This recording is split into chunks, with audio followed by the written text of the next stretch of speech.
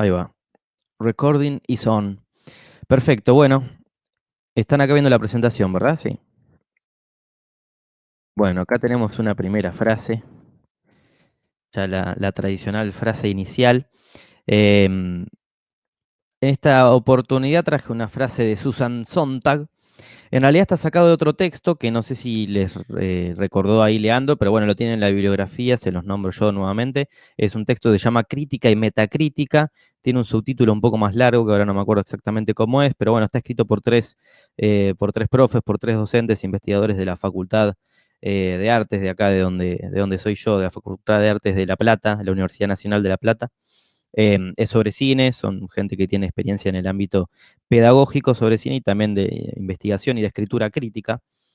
Y bueno, ellos citan a Susan Sontag en ese escrito, y yo agarré esta frase que, como digo, en realidad no es textual del texto de Sontag, sino que está referenciada por ellos en este texto, pero son planteos de ella. Es una teórica estadounidense y ensayista sobre cine, digo, si no la conocen, hay un montón de artículos breves, algunos están muy buenos, que después si quieren les paso los enlaces para que la conozcan un poco más. Hay un texto sobre la ciencia ficción que hace un análisis medio historiográfico, ¿no? Repasando las principales películas y los principales tratamientos en torno al cine de ciencia ficción, que si les gusta, se los recomiendo mucho. Pero bueno, vamos a ver esta frase, qué nos dice, qué nos dispara, que en este caso no va a estar, digo, muy, muy relacionado, muy anexado con lo que va a venir después y lo que vamos a ver en el resto de la clase.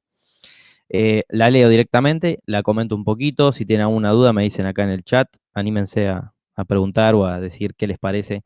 Eh, Arranca un poco fuerte, siempre las citas y las referencias que yo traigo a colación son un poco duras, un poco agresivas, por así decirlo, ¿no? Sobre todo sacadas de contexto, ¿no? Voy a leerla. La interpretación excava y destruye la obra con una actitud asfixiante y reaccionaria, dice la autora. Al reducir la obra a su contenido, la empobrece, dado que margina las cualidades sensoriales y sensuales del arte. En lugar de una hermenéutica, necesitamos una erótica del arte.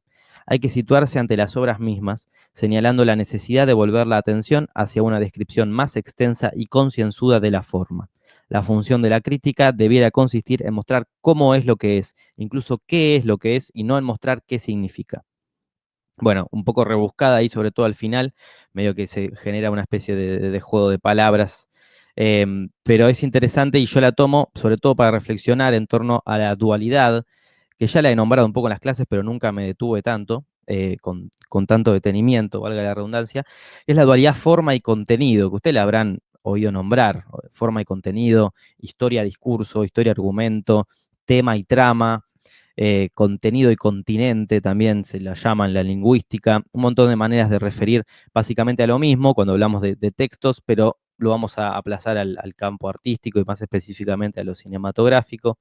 Fíjense que el autor acá empieza con esta postura como muy crítica hacia la idea de la interpretación, que es una palabra y es un término que a mí me gusta muchísimo y me la pasé repitiéndolo a lo largo de esta ya la mitad del curso que hicimos, y vamos a seguir insistiendo con la idea de interpretación, ¿no? De leer la película, detectar sentidos, interpretar algo al respecto. Es algo que nos atraviesa como espectadores y como escritores y como críticos y pensadores del cine. Pero bueno, ella acá lo que está, en realidad lo que está criticando, lo que está cuestionando es la idea de la interpretación cuando se propone, bueno, nos proponemos analizar e interpretar una película y de alguna manera la vaciamos de sentido, ¿no? Como que hurgamos y la desenterramos de alguna manera como si estuvieran todos esos sentidos ocultos. ¿Se acuerdan de esto que yo decía cuando veíamos los niveles de sentido de Borwell? De que los sentidos en verdad no están ocultos aguardando que nosotros los encontremos y los saquemos de ese cofre de cristal que está en el fondo. Digamos, esa idea romántica de los sentidos ocultos en una película, yo creo que termina siendo violenta y problemática para lo que propone la película en sí. Los sentidos los tenemos que construir nosotros, tenemos que ser capaces de interpretarlos y de construirlos, de elaborar esos sentidos. En esto ya vengo insistiendo y creo que en ese sentido lo dice Sontag cuando habla de que la interpretación no tiene que vaciar a la obra, ¿no? Al reducir la obra a su contenido y nos quedamos solo con una supuesta esencia de la obra cinematográfica, de alguna manera estamos desaprovechando, ¿no? En nuestro análisis todos los demás componentes de la obra. ¿cuáles son todos los demás componentes? Y según ella y muchos autores, y es también un poco lo que yo intento transmitir, creo que se sumó alguien recién, buenas. Saludo a Adrián, buenas tardes. Em, decía, eh, digo, todos esos componentes constitutivos, ¿no? Formales, estos rasgos formales que estuvimos viendo tanto la semana pasada cuando agarramos esta escena de Bastardos sin Gloria, ¿no? Básicamente lo que hicimos fue eso, fue desmenuzar en términos lingüísticos realizativos, en términos de puesta en escena, de elementos estéticos, la puesta de cámara, el movimiento de cámara, cómo se mueve un personaje, cómo gesticula, cómo habla, su expresión. A eso fuimos, a eso apuntamos y a eso es a lo que yo quiero que apunten para el microanálisis que tienen que hacer la semana que viene.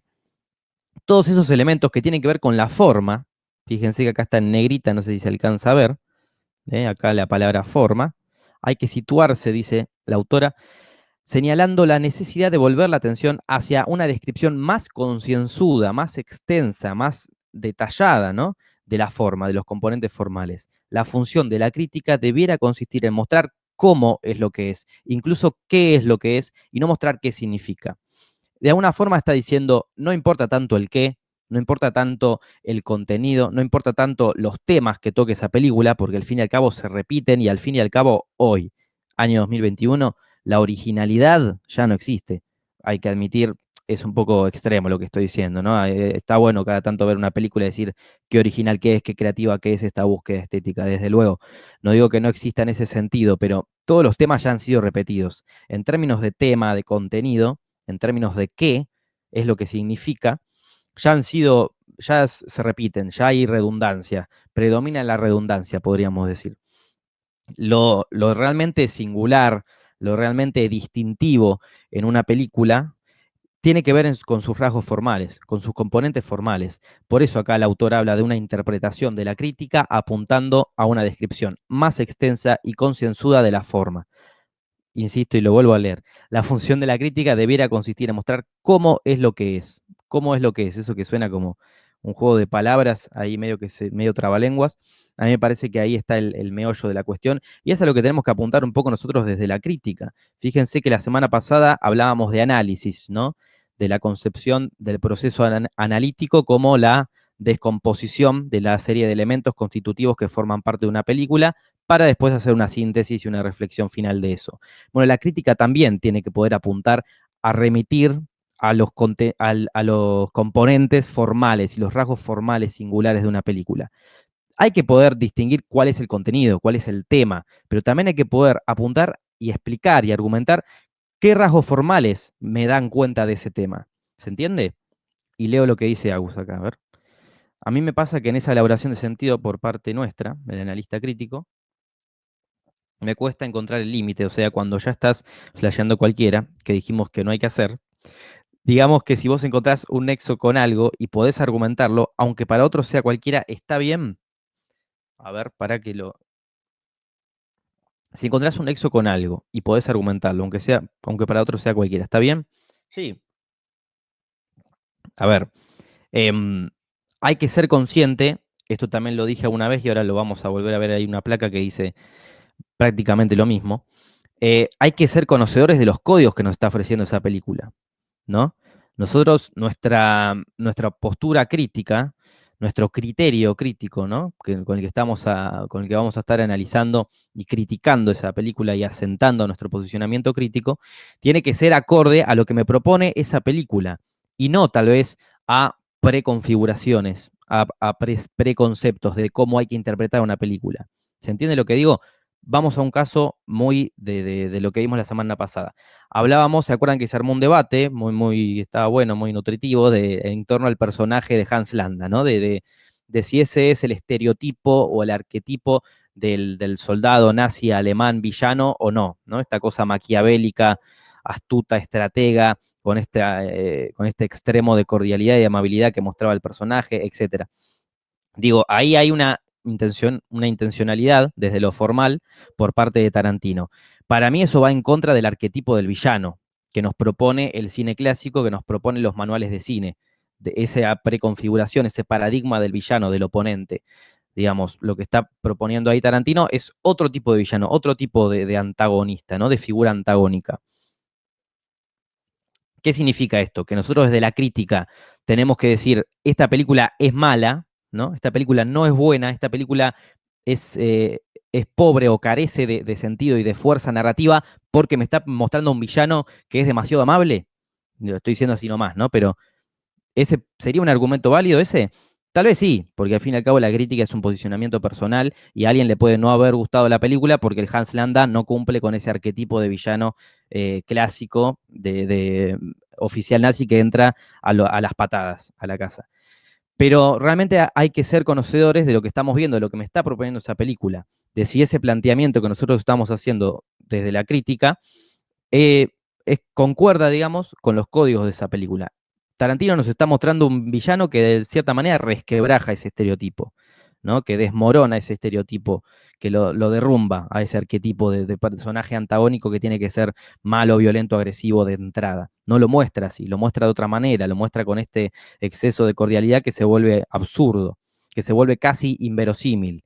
Nosotros como críticos, ¿qué tenemos que decir? ¿Esta película es inverosímil porque me muestra este villano y entonces es mala? Les dejo la inquietud, ¿no? Pero a eso me refiero cuando capaz que apuntabas a eso, Agus, con esta idea del nexo, ¿no? De si hay que encontrar un nexo con algo y podemos argumentarlo si puede ser cualquiera. No puede ser cualquier cosa, sino que tiene que estar conectada con lo que me está proponiendo esa película, con el código que me está proponiendo esa película. A Tarantino no le interesaba mostrar a un arquetipo de soldado alemán malvado, agresivo. Malvado lo es, pero bueno, agresivo, violento de entrada, viril, no es macho ese personaje. O sea que si no tenés conocimientos de la historia del director, por ejemplo, no puedes hacer una crítica como corresponde a su película, digamos, ¿no? Bueno, eso es otra variable, no significa que no podamos hacer una crítica, porque al fin y al cabo, esto estoy hablando, fíjate que traje a colación este ejemplo y no remití a ningún otro personaje de otra película anterior de Tarantino. No dije nada de sus rasgos de estilo autoral. Estoy hablando solo de Hans Landa, solo de Bastardo sin Gloria. Pero es cierto que sí, es cierto que bueno, cuando nos atendemos sobre todo a hacer un análisis un poco más especializado, más profundo, más detallado, y hay que ser conocedores de su cine. Tenemos que tener esa experiencia cultural de alguna manera, ¿no? Cuando digo experiencia cultural me refiero a conocer a los directores que estamos, de la película que estamos criticando, porque se van a cruzar con muchas críticas, esto no es por atacar a ningún crítico en particular, sino hablo en general, pero hay muchas críticas que, ¿qué pasa? Hacen una crítica de una película y, por ejemplo, no saben quién la dirigió, o quién fue el guionista o la guionista, y se atienen solo a los rasgos de esa película. No está mal, pero a veces está bueno conocer un poco el trasfondo y hoy en día no nos cuesta nada googlear, por ejemplo, ¿no?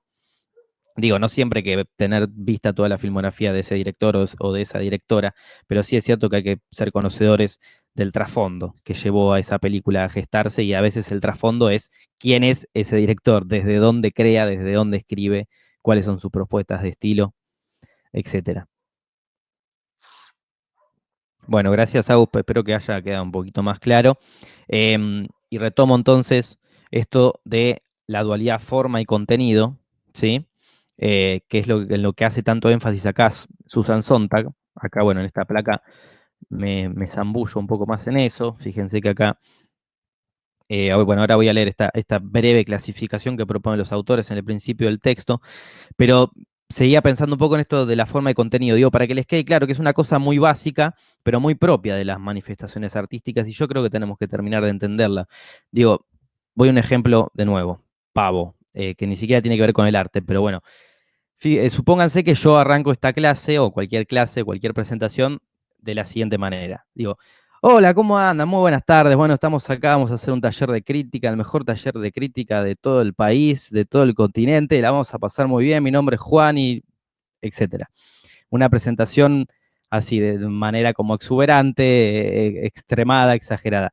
Ahora, ¿qué pasa si presento la clase de la siguiente manera? Hola, bueno, muy buenas tardes. Mi nombre es Juan y bueno, vamos a hacer un taller de crítica y espero que les guste y bueno, si quieren después me dicen qué les pareció. Bueno, ahí tienen dos modos de operar dos modos de comunicar, de declarar, de establecer un discurso, una presentación totalmente distintos en cuanto a componentes formales, ¿no? Creo que se notó, no soy muy buen actor, pero totalmente distintos en cuanto a tono, en cuanto a modo de actuar, modo de operar, a los Oscar, vamos. Pero ¿qué pasa? El tema, el contenido es el mismo, es exactamente el mismo. Estoy presentando una clase, presentación del taller de crítica. Digo, el tópico central, el tema y el contenido es el mismo, el qué es el mismo. Lo que modifica es el cómo, pero ese cómo modifica drásticamente el enunciado, el comunicado. Bueno, en una película pasa lo mismo. En una manifestación artística, al fin y al cabo, pasa lo mismo. Obviamente, llevado a un plano artístico, con multiplicidad de elementos, polifónicos. ¿Se acuerdan que hablamos del cine y su condición polifónica? Imágenes, sonidos, y no solo la palabra escrita de un texto literario, por ejemplo. Pero bueno, ahí están los componentes formales del cine, que son los que le otorgan sentido a la película en sí misma. Digamos, al fin y al cabo, la forma y el contenido es una dualidad indisociable, indisoluble, que no se pueden separar, que están unidas, indefectiblemente están unidas, porque cuando yo presento los acontecimientos de determinada manera, con determinada estructura, con determinados procedimientos formales, estoy afectando, estoy condicionando y estoy distorsionando el contenido, el sentido. ¿Se entiende? Es imposible decir, bueno, el tema por este lado y la forma por este otro, y analizarlo de maneras separadas. Es realmente muy difícil, creo yo, en el campo del cine hacer esa diferenciación. Y a eso apunta la autora y a eso apuntan estos autores que les proponía en este texto que les estoy recomendando. Paso a leer entonces esta primera parte que ellos comentan. Dígame si tienen alguna duda de mi superactuación de recién.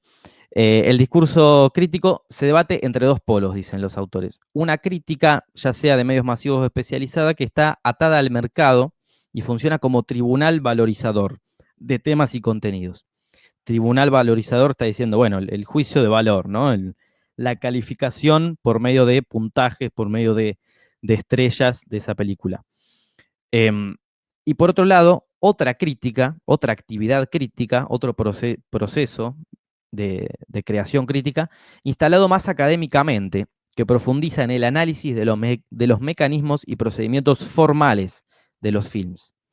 Y acá hay una cita que un poco viene a reivindicar esto que decíamos del forma y contenido. La primera cosa que una obra dice, la dice a través del modo en que está hecha, es decir, a través de sus componentes formales, a través de su forma. Y fíjense que los autores ya hacen esta clasificación que parece muy somera, muy general, pero yo creo que funciona así realmente.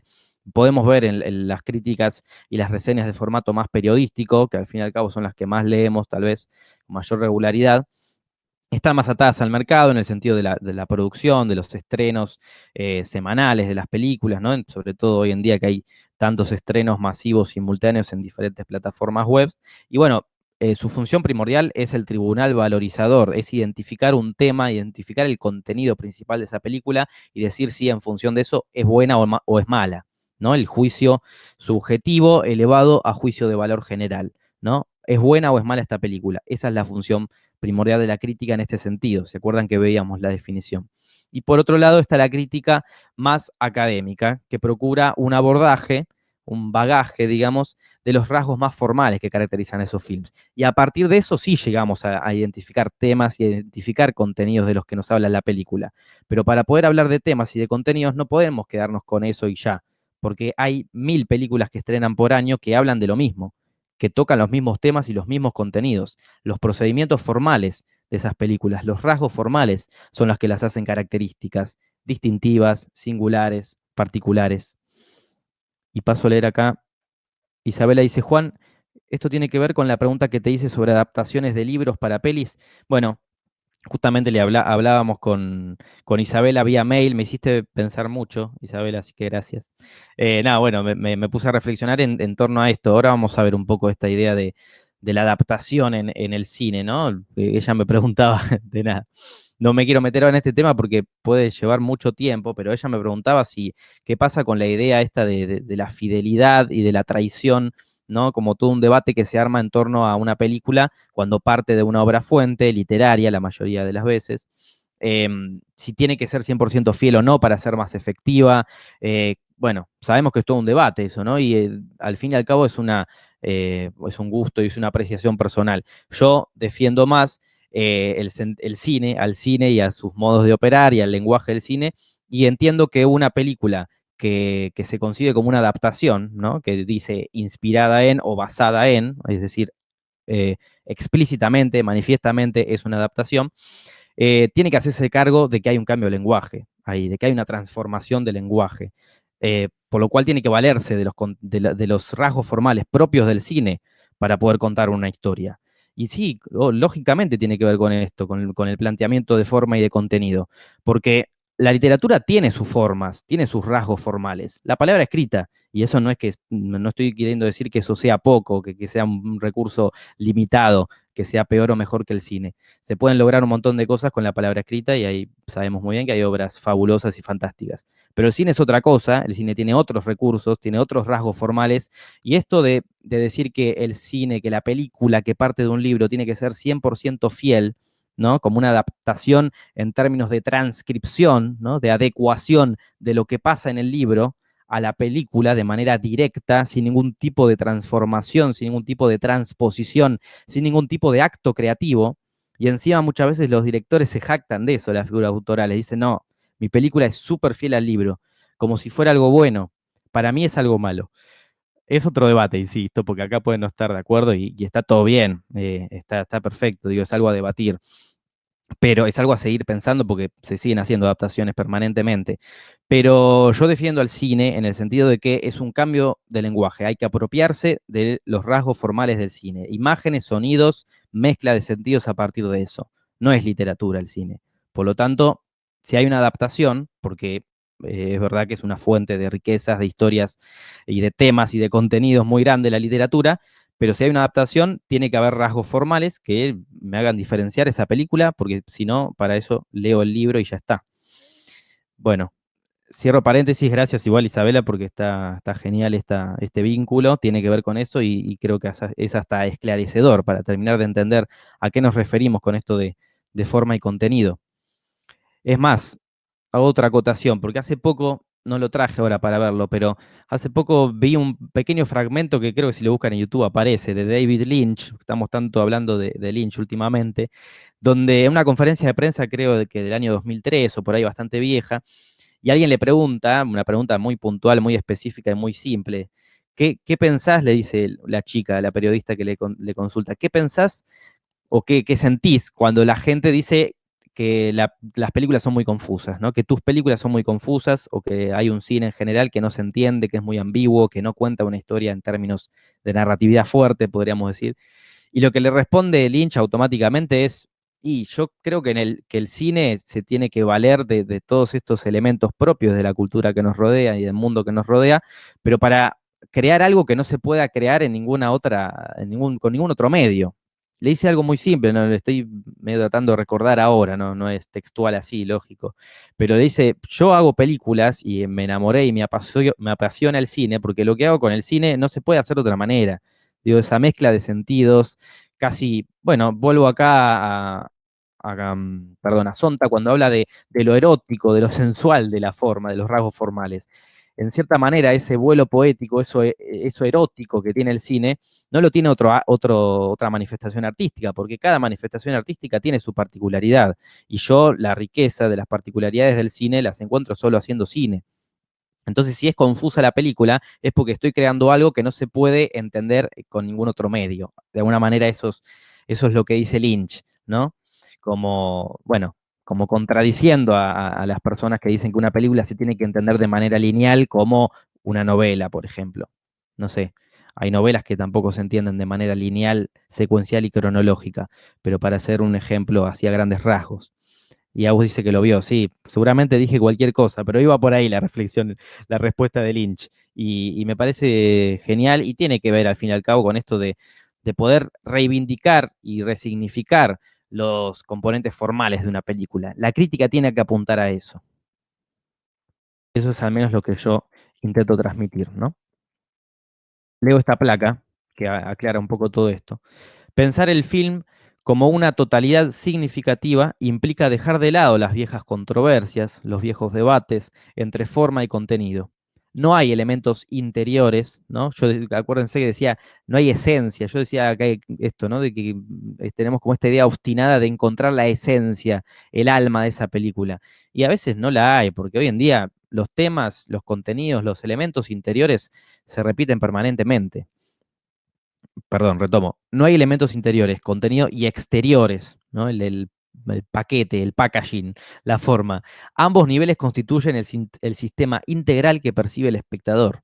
Lo que le da significación a una obra cinematográfica no es la realidad representada, no es el qué, no es ese registro, esa captura de la realidad, sino la forma en la que se representa esa realidad. ¿Se entiende? Los procedimientos formales que ahí entran en juego. Porque yo puedo decir, un nazi, un oficial nazi captura a una familia de judíos. Bueno, te empiezo a nombrar 50 películas que hablan de eso. Ahora, una escena como la que vimos la semana pasada, protagonizada por Christoph Waltz, el otro personaje, no me sale el nombre del actor porque no es tan conocido, pero con esa dirección de cámara, con esa puesta en escena, desde lo estético, desde lo formal, y eso es distintivo, es singular. Ese Hans Landa, ese oficial nazi que es Hans Landa, no está en ninguna otra película, ¿no? No lo digo solo esto para queriendo adorar y tirarle flores a Tarantino, lo digo en general, digo para reivindicar los rasgos formales y los componentes formales que desde la puesta en escena, desde los componentes que tienen que ver con lo lingüístico realizativo, hacen y dotan de particularidad y de singularidad a una película, ¿no? Lo que le da significación a una obra cinematográfica, repito, no es la realidad representada, sino la forma en la que se la representa. Un tema, una idea, un contenido cualquiera sea, requiere de un tratamiento formal deliberadamente diseñado por el artista. Y son estos aspectos integrados, organizados, manipulados, los que ponen en juego en un film. Se entiende, ¿no? A qué voy, a qué apunto, digo, y por qué esto es importante desde nuestro rol como críticos, como analistas, como pensadores del cine, y porque tenemos que poder identificar estas cuestiones. Y si, créame que las mejores críticas, me imagino las que más disfrutan de leer ustedes, las que tal vez se imaginan haciendo, escribiendo cuando ven una película, apuntan a los rasgos formales, apuntan a los componentes formales de una película, no se quedan en la mera identificación y enumeración de los temas que aborda una película. No me dicen, es una película cómica, ¿no? Como para englobar primero en un género, es una comedia, tiene humor negro y empiezan a hacer como un desglose así de condimentos y de elementos y no se centran en cuáles son algunos de los componentes formales que lleva a cabo el director, digamos, la figura autoral de esa película y que hablan de la puesta en escena. Esas cosas las vamos a encontrar en las críticas. A mí me parece importante que estén. Y en todo caso, también me parece importante, y por eso traigo a colación este texto, cuando los autores hablan de esto, ¿no? De la existencia de dos críticas, de dos tipos de procedimientos críticos. Luego a nosotros tal vez nos interesa más el que apunta a un formato de medios masivos, porque si el día de mañana ustedes quieren que los contraten de algún medio y les van a pasar un listado, una especie de línea editorial, ¿no? Por así decirlo, con pautas, con instrucciones de rasgos formales que tiene que tener esa crítica y se tienen que atener a esos rasgos formales. Y tiene que ser una crítica breve, de poca extensión y no se pueden pasar, no pueden superar esa cantidad de líneas. Estas cosas van a pasar, pero bueno, por lo menos tenemos que ser conscientes de que hay otro modo de abordar esa película. Otro modo que acá los autores lo definen como más académico, ¿no? Que está más vinculado tal vez con la actividad de la investigación en determinadas instituciones o ámbitos académicos. Pero existen. Si nos ponemos a googlear críticas y textos críticos y análisis de películas, vamos a encontrar de todo y a mí me parece importante pensar la dualidad de forma y contenido, que la encontramos también en la escritura crítica.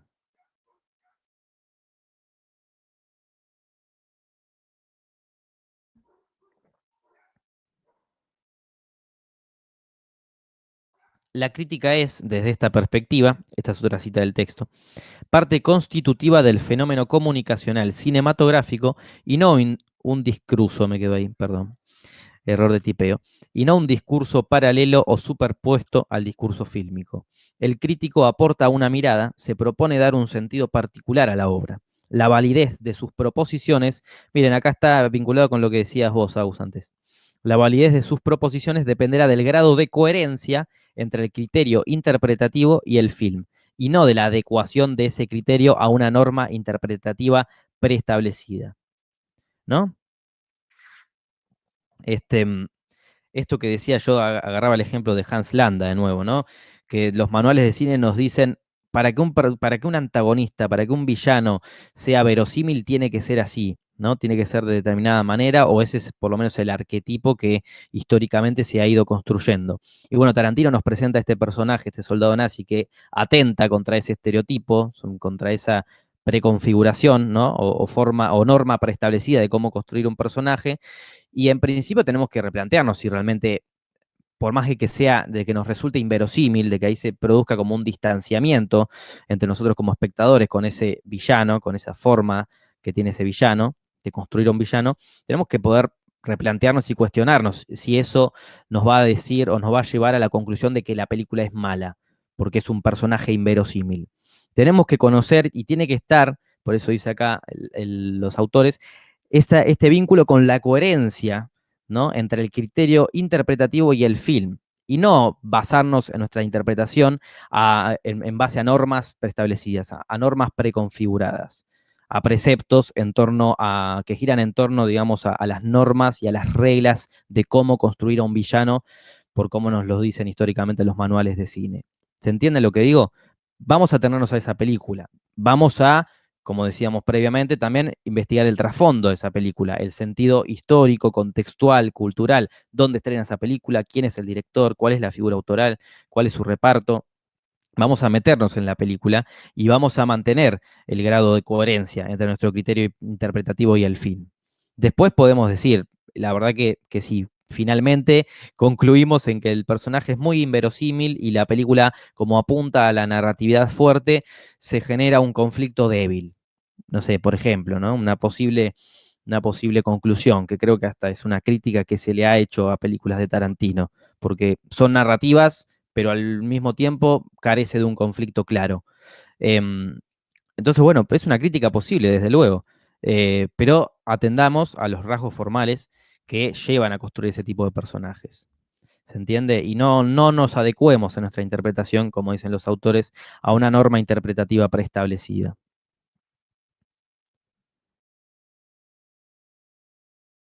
¿Alguna consulta, alguna duda? Vamos a ver unos ejemplos ahora.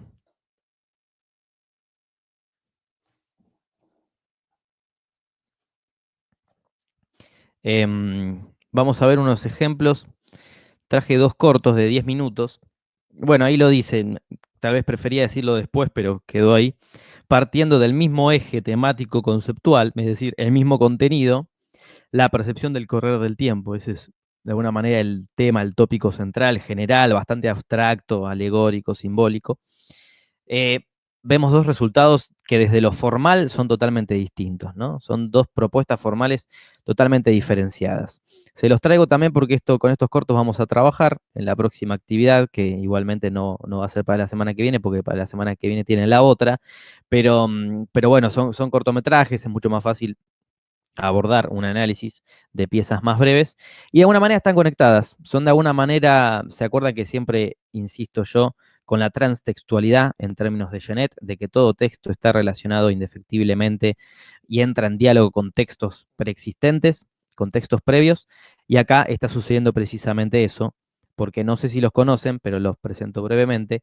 Ten Minutes Older es un cortometraje del año 78 de Hertz Frank, que luego, a principios de los 2000, un director, un productor, me parece que es, cuyo nombre ahora no me lo acuerdo, para que lo tengo acá anotado, Nicholas McClintock, em, se le ocurrió concebir una especie de antología de cortometrajes a modo de homenaje para este corto precisamente del año 78.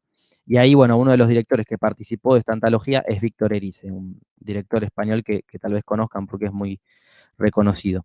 Y el concepto era el mismo, ¿no? El punto de partida era el mismo. La idea del correr del tiempo, de la percepción del tiempo a través de elementos formales, una como de las pautas que había propuesto el productor para la antología, que lleva el mismo título del cortometraje Ten Minutes Older, del año 2002, la antología, el planteamiento, la idea disparadora era que hubiera alguna inclusión de la idea del tiempo explícitamente en el cortometraje. Por ejemplo, que apareciera un reloj, ¿no? Algún elemento que indicara la idea del paso del tiempo, del devenir del tiempo, la distorsión en la percepción del correr del tiempo de manera más abstracta, como fuera. Bueno, surgieron un montón de propuestas y la de Víctor Erice es una de ellas. Pero antes vamos a ver el cortometraje de Hertz Frank. Vamos a tratar de identificar un poco qué es lo que pasa ahí. Ustedes me van a decir cuáles son sus primeras interpretaciones al respecto y cómo funciona acá esta cuestión de la dualidad, ¿no? Forma y contenido. Cómo dos cortometrajes de la misma duración y con un tratamiento, como les digo, muy similar en cuanto a lo temático, a lo conceptual, a los contenidos que tratan, desde lo formal son muy diferenciados. Bueno, voy a compartir y me dicen si se ve bien y si se escucha.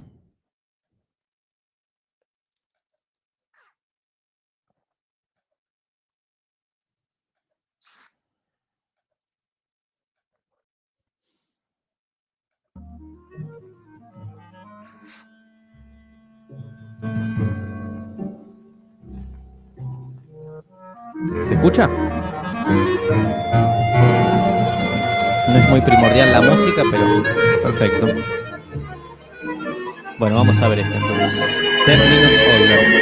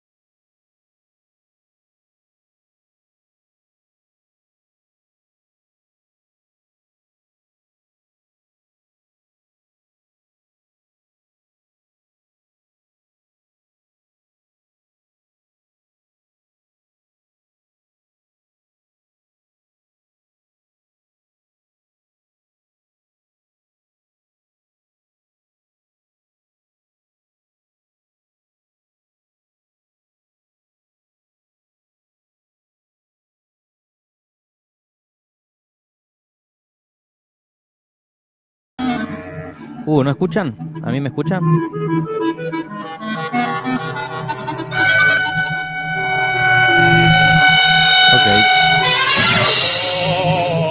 No es lo más importante, igual la música, pero complementa ese clima. Avíseme cualquier cosa.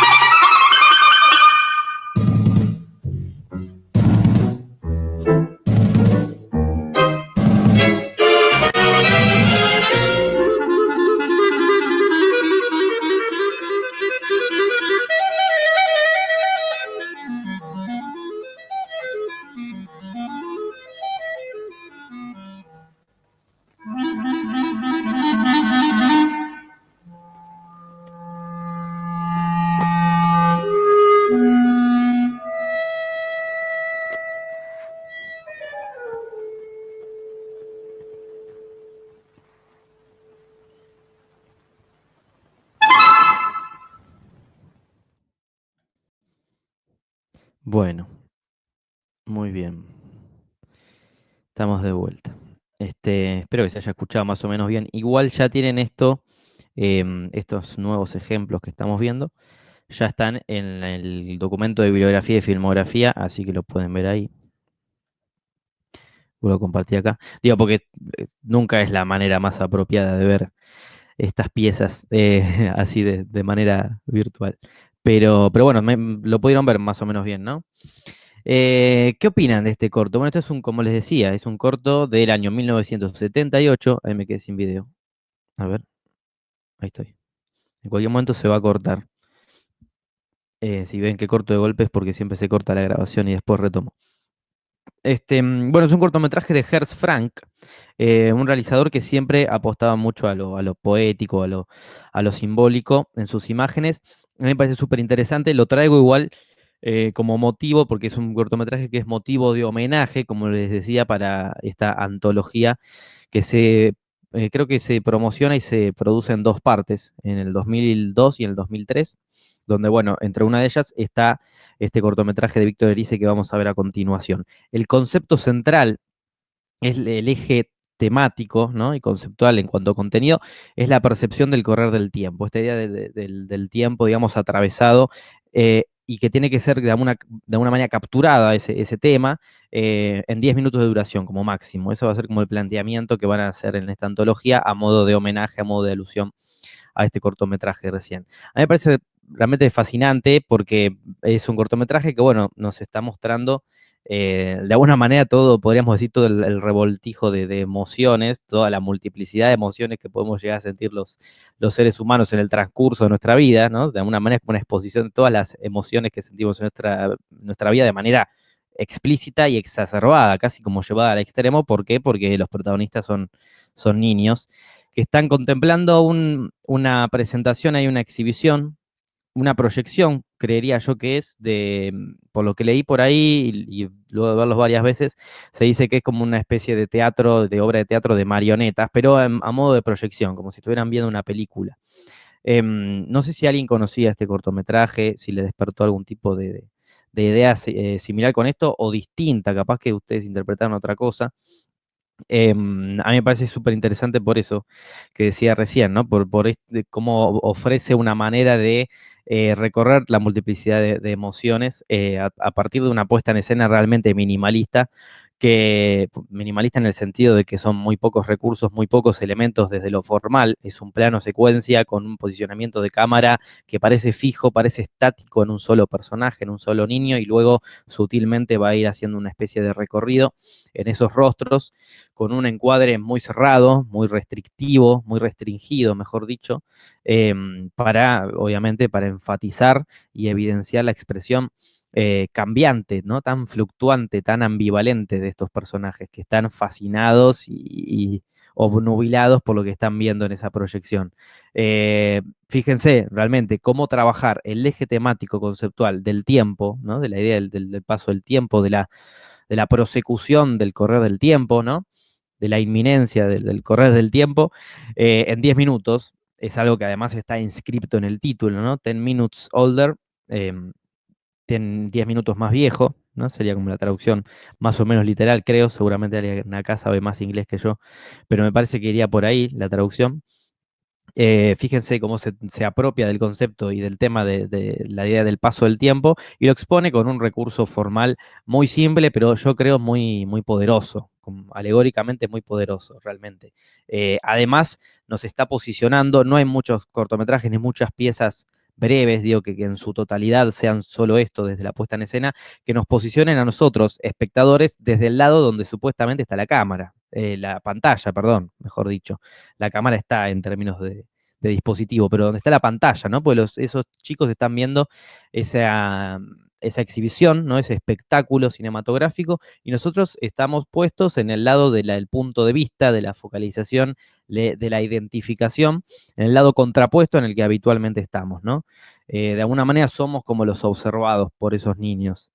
Yo hace poco, bueno, ayer precisamente lo volví a ver este corto y me acordaba mucho del cuadro de Las Meninas de Velázquez, que supongo que lo ubicarán, ¿no? El cuadro muy célebre que no me atrevería a decir si es del Renacimiento o del Romanticismo, porque para corrientes históricas soy medio un desastre, pero donde de pronto ocurre lo mismo, barroco, gracias Gaby, el posicionamiento, digamos, del punto de vista, ¿no? De nosotros como espectadores y de lo que está proponiendo el artista mismo y Velázquez en su obra. Digo, tenemos toda esa antesala aristocrática, ¿no? Aristócrata, y los reyes, el rey y la reina, que son el espectáculo, son realmente la exhibición, lo que cumpliría acá como la proyección cinematográfica a la que están asistiendo estos espectadores, no se ven, las vemos reflejadas en un espejo ahí en el fondo, ¿no? Estoy hablando del cuadro de las meninas. Y vemos bueno, a los sirvientes, a las hijas de las meninas, precisamente, al artista que está pintando esa obra, ¿no? Ese óleo, y no vemos a los reyes, estamos como puestos del otro lado. Nuestra mirada identificatoria, podríamos decir, como espectadores, está contrapuesta a donde por costumbre, por hábito, por historia, por cultura, debe estar posicionada la mirada. De acá se nos, ahí no me sale la palabra, se nos contrapone, digamos, se nos distorsiona ese punto de vista. Eso me parece que es otro atractivo muy importante, muy singular que logra Hertz Frank con esta obra, con este cortometraje, que como digo parece muy simple, pero fíjense cuánto está diciendo desde la puesta en escena, porque insisto que así que de manera que en toda su completitud, en toda su totalidad, esté posicionado en la cámara desde el lado donde está la pantalla, es un recurso que no se suele usar mucho y hay pocas obras así breves como cortometrajes o mediometrajes de poca duración que expongan este tipo de tratamientos, donde la cámara se posiciona en el lugar de la pantalla de alguna manera. Por eso a mí me parece muy atractivo.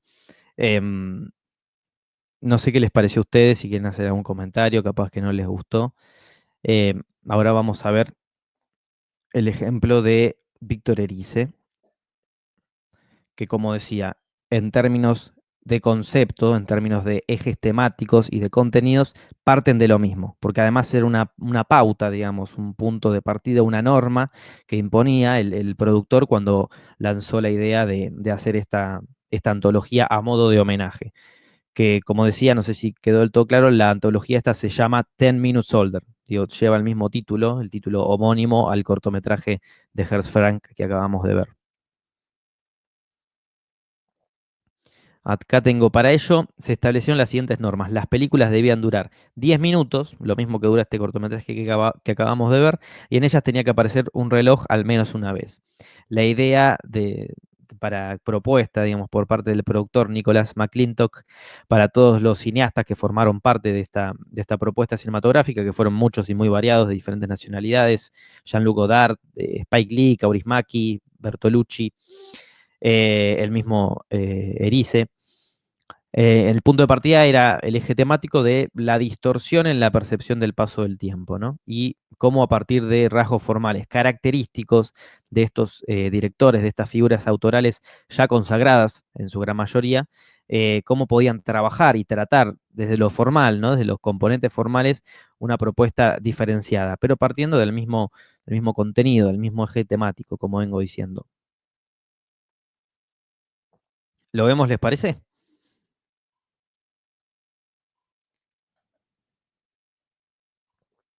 A ver.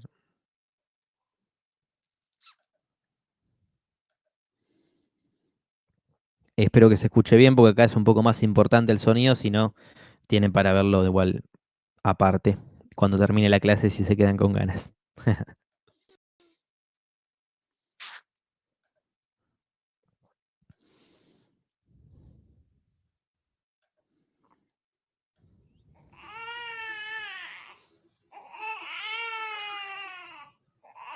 ¿Se escucha? Está llorando un bebé ahora. Se escucha un llanto de un bebé. Genial. Cualquier cosa me avisan.